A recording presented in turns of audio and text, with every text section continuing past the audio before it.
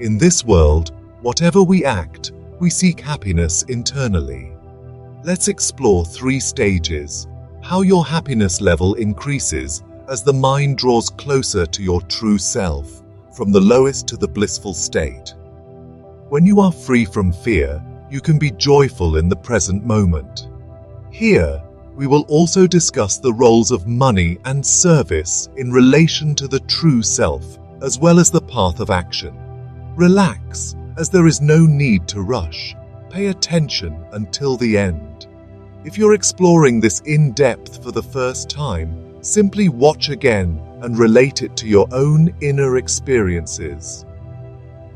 As we delve into the inner world, don't ignore yourself. Imagine yourself in the situation and try to explore your inner experiences. Don't worry. Sun will surely shine after this darkness, and you will also know 7 timeless wisdoms for a happy life. We've included related videos in the description box for additional clarity if you need it.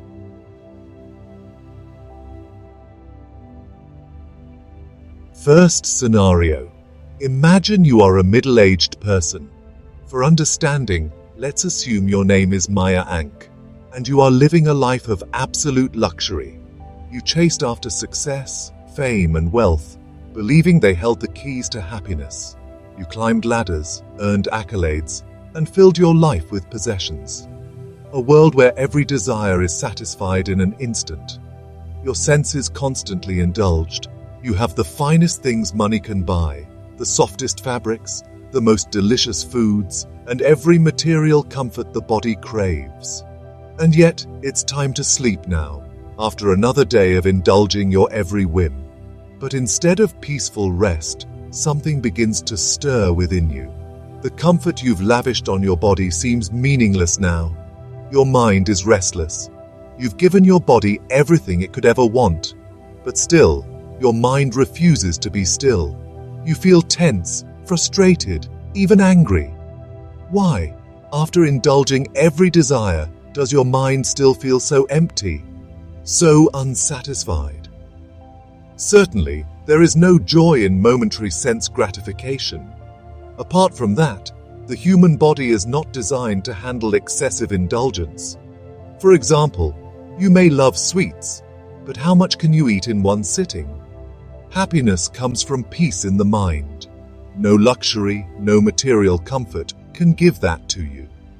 That is what happened to the Greek king Alexander, which he expressed through his last 3 wishes. But how can you be happy? Where to find happiness?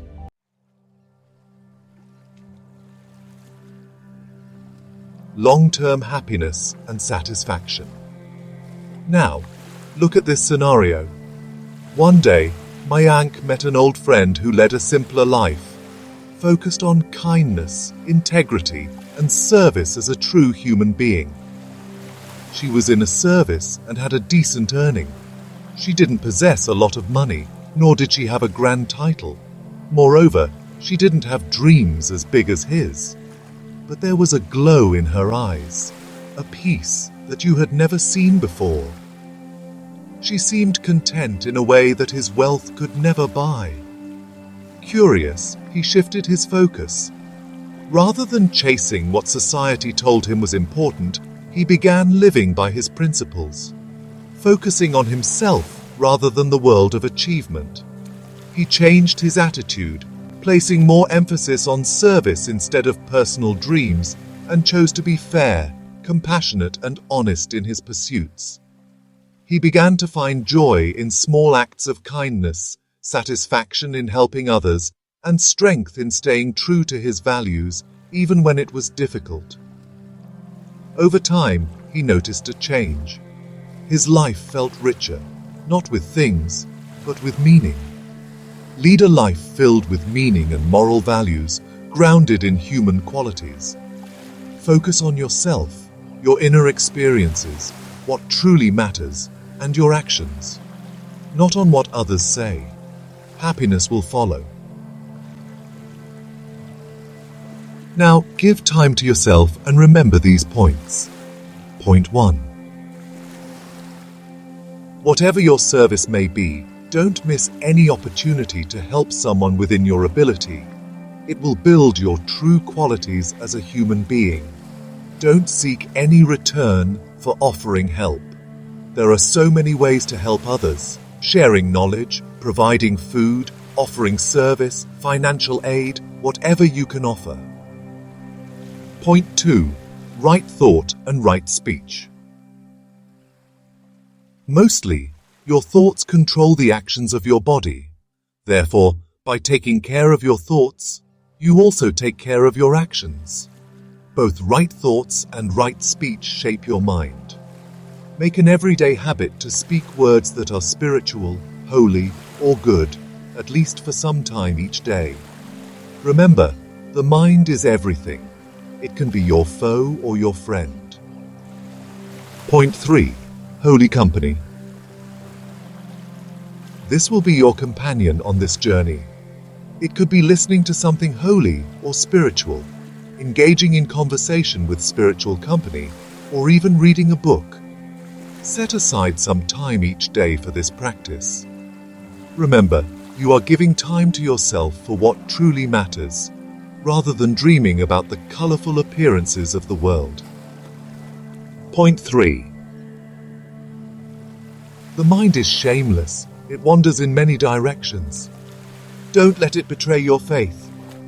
Be honest with yourself. Always remember what needs to be remembered, and practice that remembrance to turn it into samskara, or habit. Point 5. Worship. Worship whom you worship every day, both before taking action and before going to sleep. Point 6. Don't help these.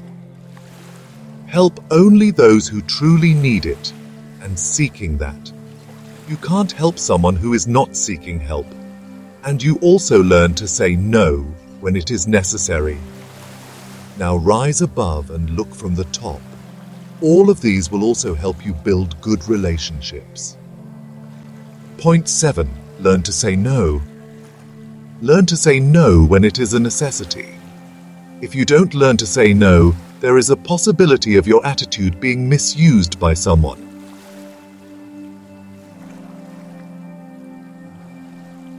Role of service and money. Look at this picture. Now, if you observe closely, you'll notice that human nature is driven by service. Some serve their bodies, while others serve their families, their nations, or even the world. Ultimately, the direction of your life depends on whom you choose to serve and the attitude you bring to that service.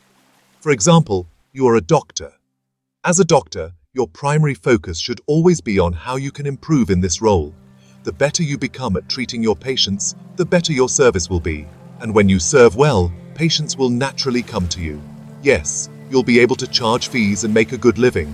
There's no rule against earning well as long as your methods are ethical. But remember, as we just talked about, money alone is not the true source of happiness. Accumulating gadgets, luxury items, or even wealth beyond what you need can become a burden. You end up serving those things rather than your patients. Your time and thoughts get trapped in maintaining what you own. That's where minimalism comes in. Focus on what truly matters: your service, your patience, and your way of life. Help others in the way you can, as we just talked.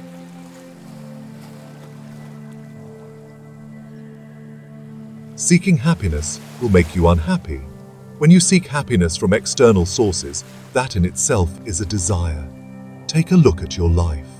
How many desires do you have, and how many of them are fulfilled? Most of our desires remain unfulfilled, and you have little control over the external world. In fact, you have no control over it at all. What can you control? You can take control of the desires of your mind. Be mindful. No one is saying you shouldn't enjoy the moments of life. However, learning to accept what you have in the present moment, help to remain peaceful inside, remain mindful. Everything, whether it's happiness or misery, will pass away one day. Don't worry. By knowing your true identity as one with the immortal, universal self, existence, consciousness, bliss, and accepting the impermanence of everything in this world, you can find joy in the present moment. you will get freedom from fear. We have added related videos to the description box.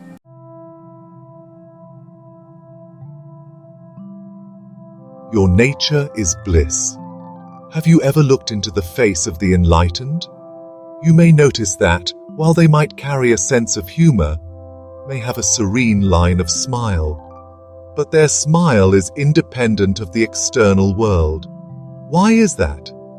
It's because their happiness does not depend on the external world. Their joy is entirely internal, arising from the realization of the true self. In Advaita Vedanta, the true self is described as Sat Chit Ananda, which means existence, consciousness, bliss. Consciousness is pure awareness, present, yet not involved in action. The nature of the self is bliss, meaning it is completely independent of external circumstances. That's what the enlightened one, Ramana Maharishi, said. Happiness is your nature.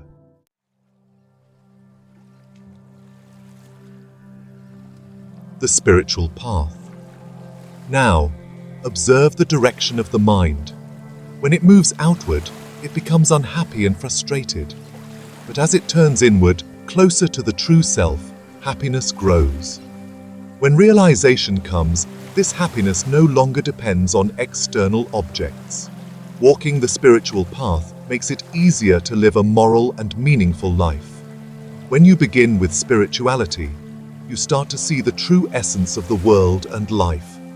The spiritual path of Advaita Vedanta helps you recognize the real nature of the mind's desires, negate what you are not, and provides methods for the purification of the mind. In the initial stages, it is important to set aside time each day for purifying the mind, through listening, reading, understanding, speaking, repeating mantras for purification, and meditating for assimilation. Whoever you worship, learn from that guru and follow the teaching with faith and devotion. As your mind matures, instead of seeing yourself as just an individual body-mind complex, you begin to recognize yourself as one with the self of all beings, in harmony with the universal awareness principle. This shift allows you to see the interconnectedness of all beings at the deepest level. You begin to experience oneness with others. In this ever-changing relative world, the difference is simple. Some know this truth, while others don't. Those who don't understand may behave differently, but you may feel compassion for them. If they seek help, you can guide them. As the mind matures morally, true love and compassion for others will flourish naturally.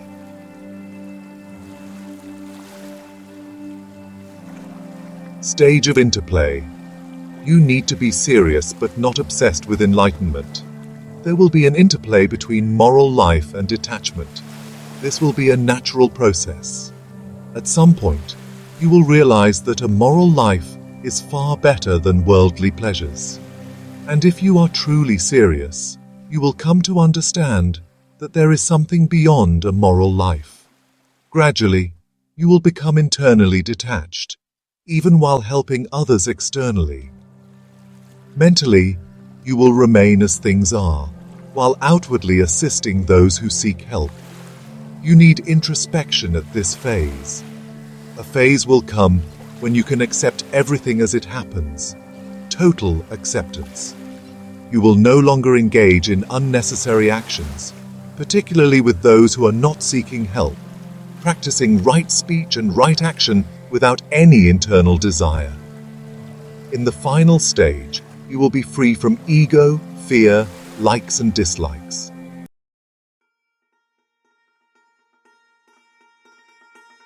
Way of action with inner peace. You can't renounce action, but you can renounce the fruit of action through an internal attitude. In this path, Karma Yoga, you remain internally unaffected by the results of your actions. This allows you to engage with more energy and focus, because your mind is free from anxiety and stress of the result of action. When stress will not drain you, the mind is not distracted, it becomes more focused and efficient. In our previous video, we briefly introduced this technique towards the end, and we will provide more details in our upcoming videos.